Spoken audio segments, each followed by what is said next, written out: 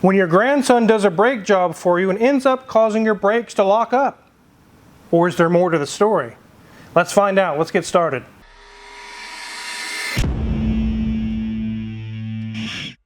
This is a 2021 VW Passat R Line with the 2.0 turbo in it. The customers had it for quite a while. And they brought it in. They were having what they feel is limp mode, low on power. And we're going to talk about today how sometimes what the customer describes to you ends up taking you somewhere else. And then when you finally get all the rest of the story, as Paul Harvey used to say, the rest of the story, then you find out you're in the wrong direction. Let's take a look around this Passat, and then we're going to dive into what caused the brakes to lock up and how the rest of the story really clouded the water even more. Here's the front of this Passat, and you can see on the grille it's denoted R Line. Very nice front fascia, it looks nice. I like the styling on it. As we come around to the side, you can see we have the wheels off, doing some testing with the brakes. This one was locking up bad. The rotor is red colored, it got so hot. And we'll tell you some more of the story to that, but that one is definitely one of the ones locking up.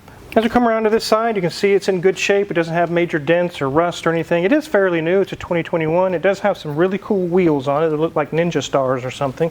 And down the other side, equally as nice. Let's jump into the interior and take a look at what it looks like inside of there. There you go, 109,173 miles, and quite a few miles on this little car for such a short time, but the gauge cluster's looking nice. Put that hand away from our light, see it a little bit better in there, nice and easy to read.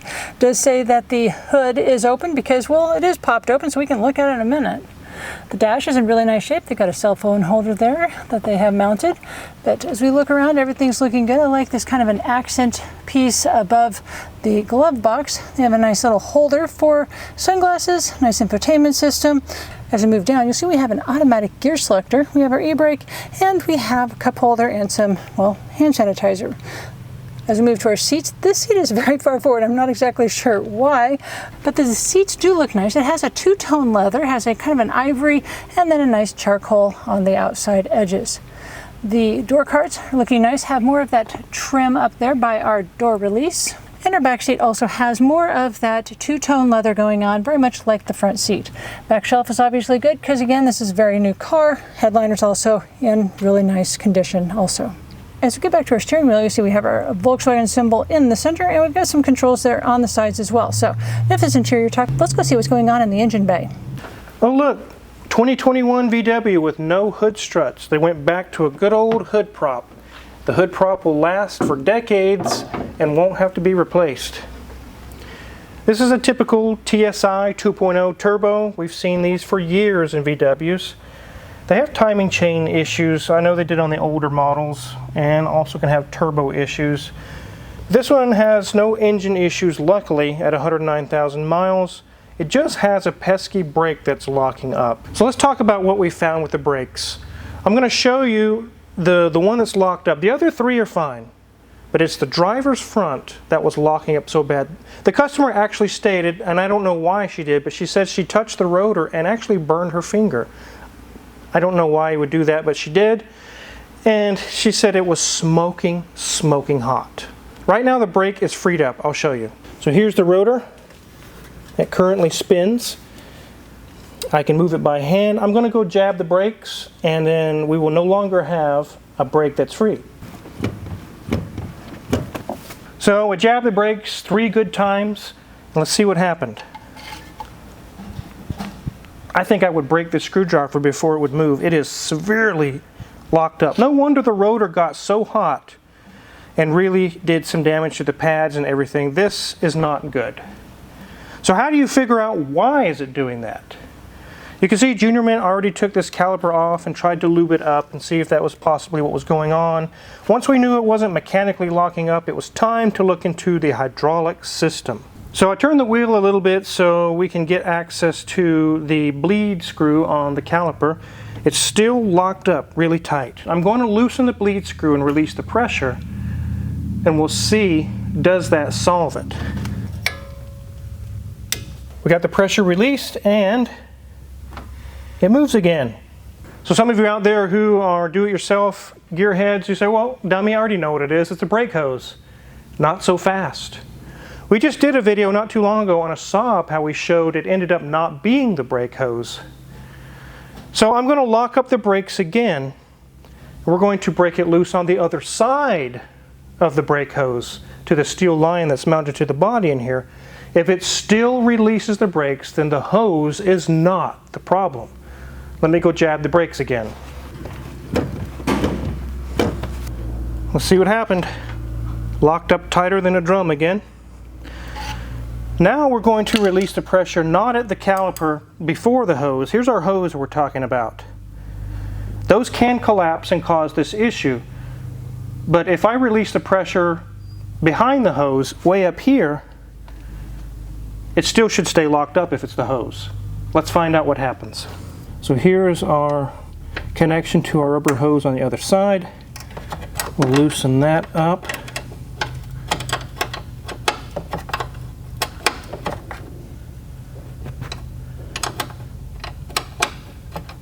Let some pressure off. Aha! It is free again. It's not the hose. So the grandson is off the hook. Obviously he didn't cause this issue. And it's not the hose. We just proved that. It's very easy to go just one step into it. You release the pressure at the bleed screw on the caliper and the brakes free up. Oh, I'll just order a hose.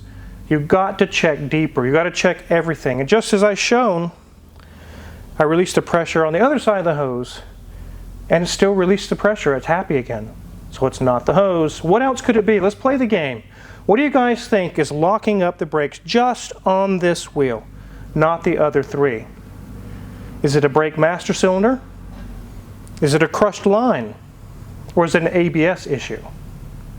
Let you guys post in the comments what you think it is. And we're going to head on over to the other side of the car. Now we're going to go to the ABS unit. Let me show you where that's at. You can see our ABS unit against the firewall there. It has 2 lines coming from the brake master cylinder and 4 going out to all 4 wheels. I'm going to break loose the particular line that goes to the driver's front and see what we find out. Okay, so I got that cracked loose to relieve the pressure. Let's see what it did on the rotor. It's free again. It's not the caliper, it's not the hose, it's not the line going to the ABS unit either. Well, what is it? So I got everything tightened back up. I made sure we replaced any lost fluid. And so where do we go from here? Just as we're about to find out what's going on with this car, the grandson shows up. And I want to show you guys how things go awry really fast in the shop.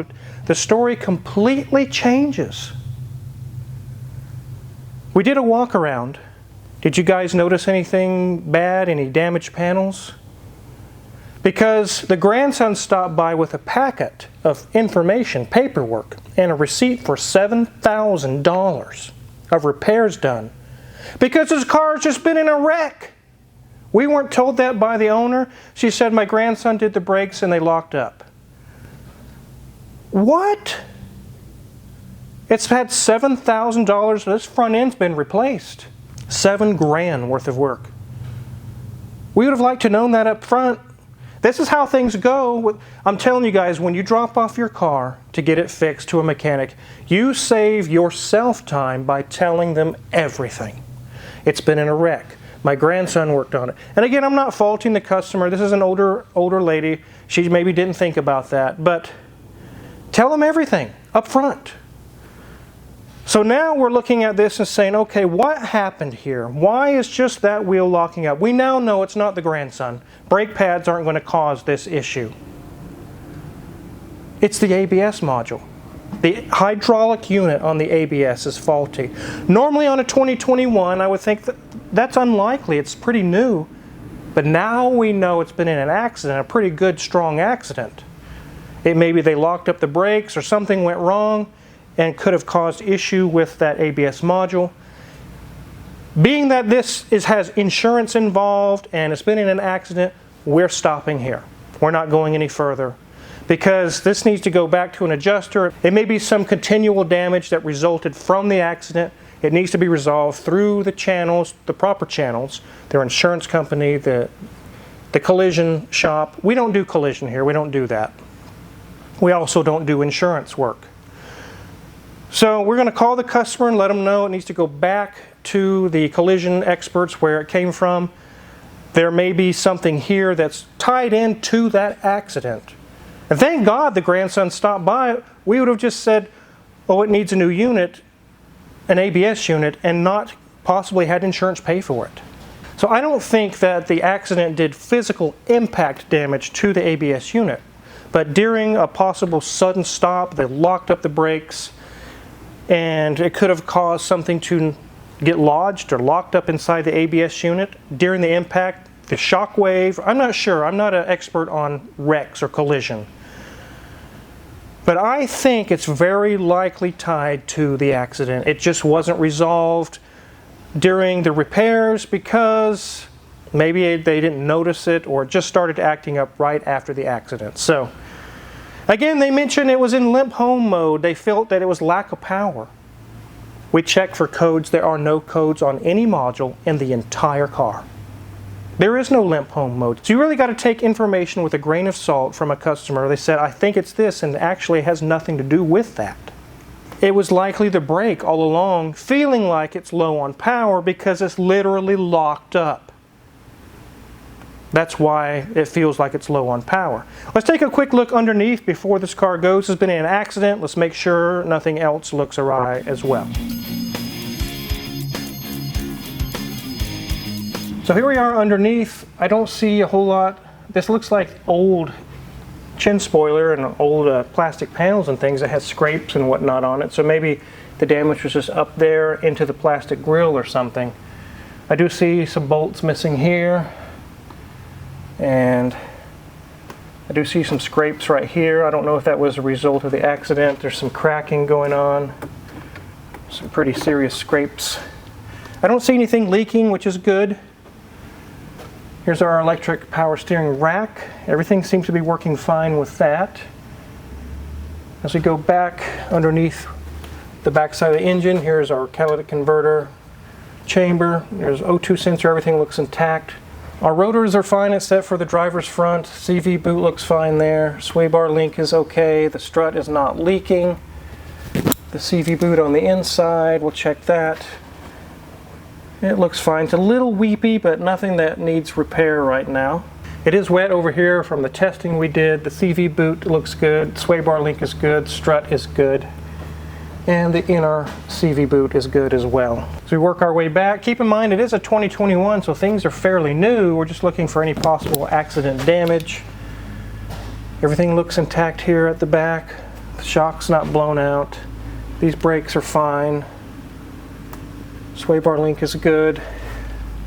I don't see anything looking bad in the back of the car. Really haven't seen any accident damage. They did a pretty good job when they fixed it.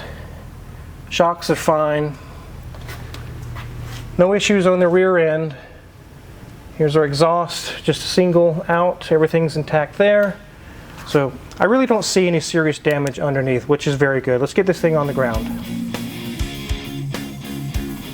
So I definitely wanted to do a video to show you guys how you're going one direction. It's almost like you're on a sailing ship and the wind all of a sudden shifts the other direction and you're way over here.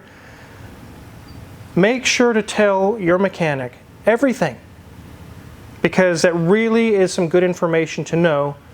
Now we know that it's been in an accident. It needs to go back to the collision experts or the collision shop. It might be where they can replace that, program a new ABS module, be back in the game, and insurance can pay for it, not the customer out of pocket.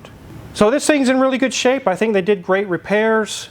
Again, the story kept shifting and changing throughout the inspection process. It really made things a little bit difficult.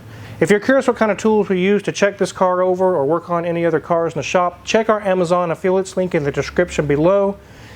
All of our tools we use in the shop are listed for sale there, and if you purchase any of them, we get a small cut and really appreciate it.